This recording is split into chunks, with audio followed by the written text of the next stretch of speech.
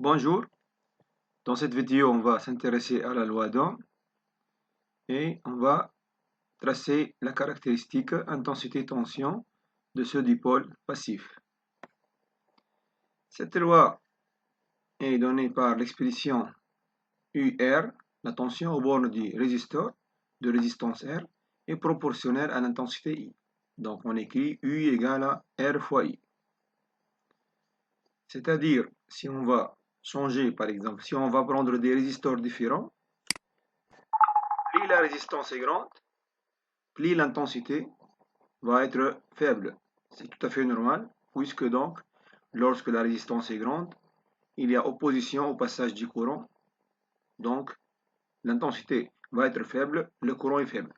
Et inversement, si on va diminuer cette résistance-là, plus la résistance est faible, plus l'intensité va être plus importante. Donc le courant va passer facilement. La conductibilité est assez importante.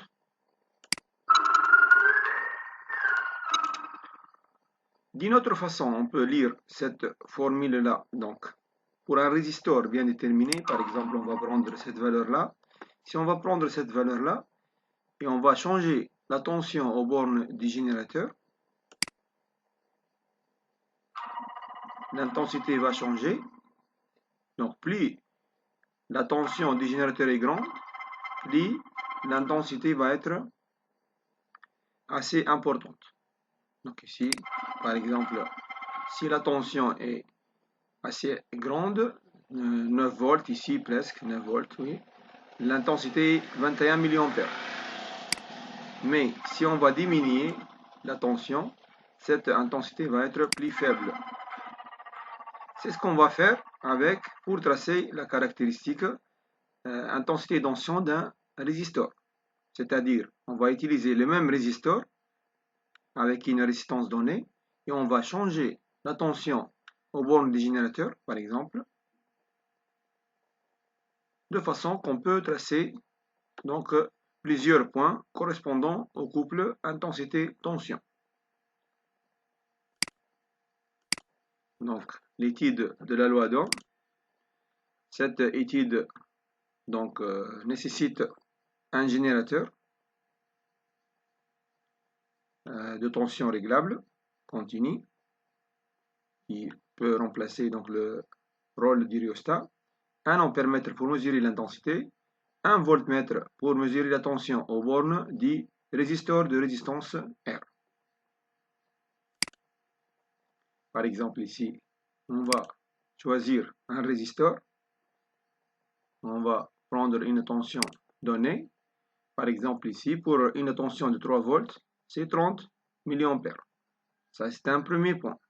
Donc, c'est-à-dire, si l'intensité est 30 mA, donc ça va correspondre à une tension de 3 volts, puisqu'il n'y a seulement que le résisteur.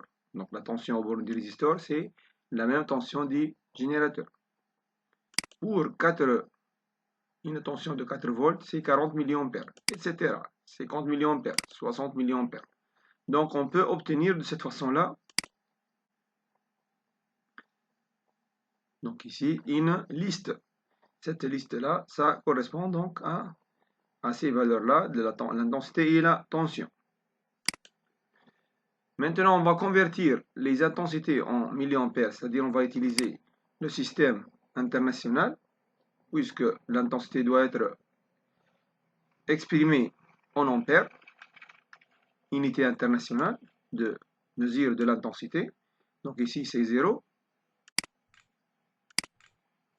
0 milliampères, c'est 0 ampères. Puis, donc 10 milliampères en divisant par 1000, ça va être 0,01, etc. Donc 20 fois 10 moins 3, c'est 0,02. 0,03 jusqu'à donc terminer donc les différents points.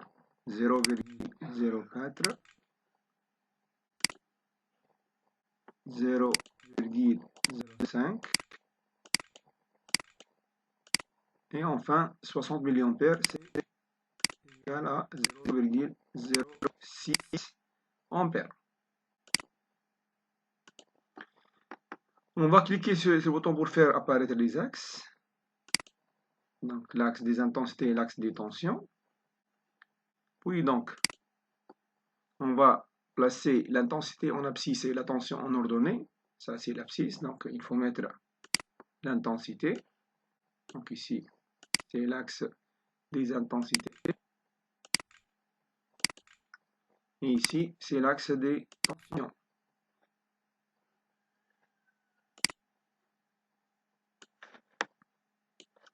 Pour l'échelle, en abscisse, donc on a l'intensité ici entre 0 et 0,06. On veut arriver à ce point-là, à la valeur par exemple 0,06. Donc chaque 5 carreaux, ça va être 0,02. Sur 5, donc ça va être 0,04 ampères. 0,04 fois 5, c'est 0,2. Et 0,02, donc ça va être fois 3, donc c'est 0,06. Donc il faut mettre ici, chaque carreau c'est 0, normalement 4 mA.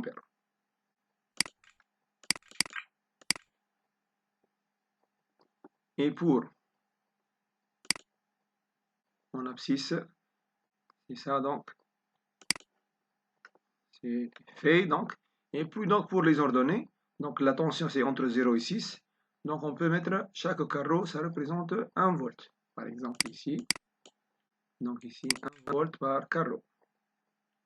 Donc ici on a choisi une échelle convenable. Puis donc on va tracer cette courbe là. Donc soit point par point, c'est-à-dire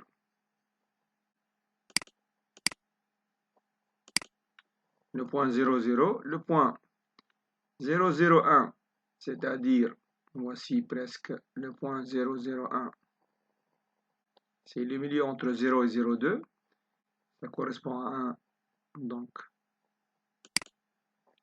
volt, 0,02 2 volts, etc. Donc 0,03 3 volts, 0,04 4 volts, jusqu'à donc terminer les 7 points. Donc 0,05 5 volts et enfin 0,06 6 volts.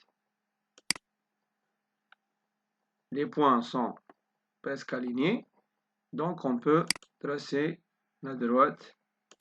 Par exemple ici, on va relier entre ces points-là et c'est fait. Donc la courbe ici est linéaire. La fonction est d'équation y du type y est égal à fois x. Y c'est la tension, U, donc est égal à une constante A fois I. On va appeler cette constante, le coefficient directeur de la droite, au lieu de l'appeler A, on va l'appeler R. De cette façon, on déduit que la tension U égale une constante R fois I, avec R, c'est donc la résistance du résisteur. Donc de cette façon-là, on a démontré expérimentalement la loi d'Ohm pour le résisteur. I égale à R fois I. Autrement, donc ici, c'est la même chose. Donc ici, pour la loi d'Ohm, donc ici, si on a un résisteur de résistance 1000 ohms, une fois on va changer la tension avec un générateur de tension réglable, chaque fois on a une valeur, par exemple ici pour 2,5 volts, donc il va rester 0,5 volts pour le résisteur puisqu'on a ici une diode avec 2 volts, donc l'intensité c'est 0,5 mA.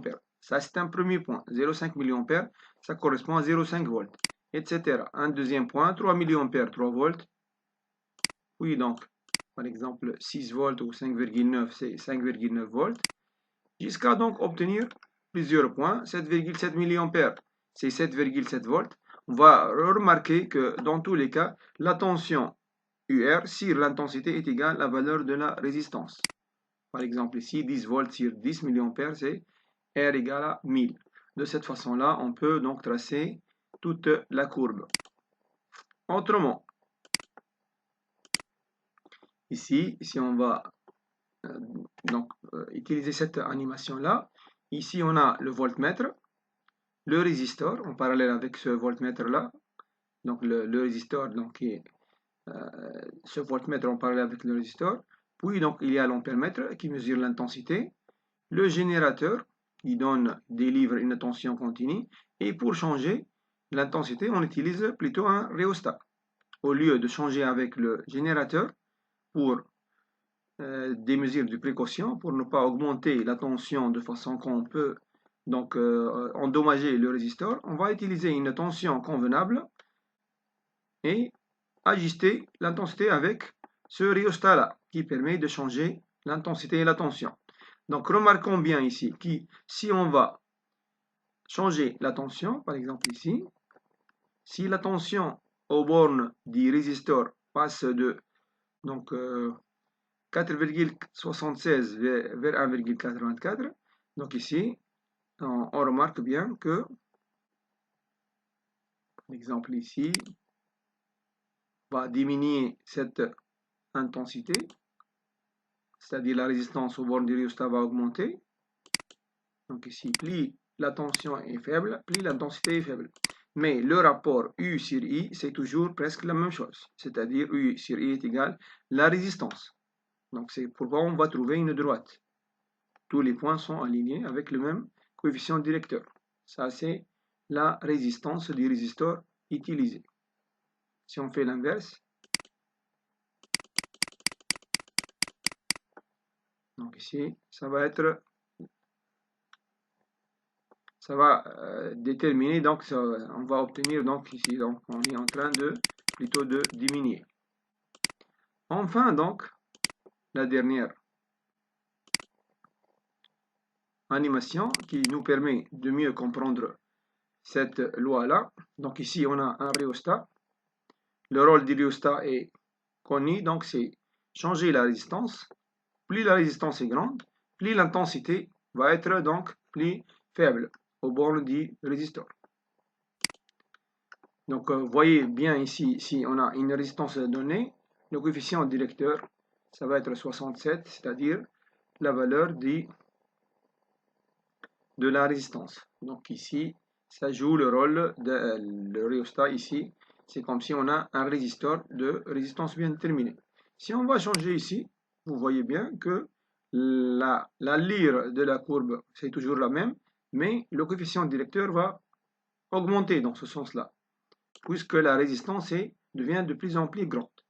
Donc U égale R fois I. Si on fait diminuer, c'est l'inverse. Donc ça va être une pente plus faible. Donc ici, cette pente-là est plus faible. Donc ici, c'est l'influence de la résistance sur l'intensité. Autre leçon. Mais plus donc la résistance est faible, plus la résistance est grande, plus l'intensité est faible. Donc ici, si on va choisir un résisteur, si on va prendre une tension bien déterminée, pour une tension de 6,9 volts, ça va être 69 mA.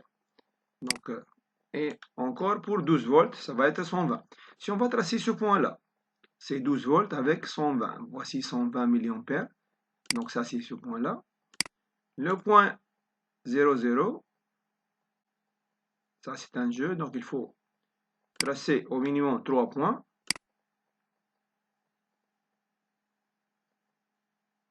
Pour une valeur de 6 volts presque, c'est 60 mA. Donc 60 mA, ça donne 6. Et enfin, par exemple, 7 volts ou même 8 volts avec 80. 80 mA, c'est ici. Donc c'est 8 volts. Donc ça, c'est... Enfin, on a tracé cette caractéristique-là. U égale R fois I, avec R égale à 100.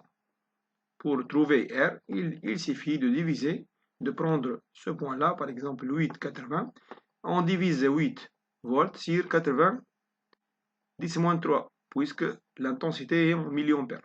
Donc 8 sur 90-3 égale à 101. on peut changer de résisteur, une autre. Donc ici, si on va choisir un autre résisteur, les couples vont changer. Donc si on fait comme ça, donc ça va être une autre, donc à lire avec une autre résistance, etc. Encore, donc ici, le dernier, par exemple, un dernier exemple, si on va donner, donc c'est, donc normalement il faut attendre les valeurs, et si on ne représente pas bien cette courbe là, il va donner la réponse. Merci.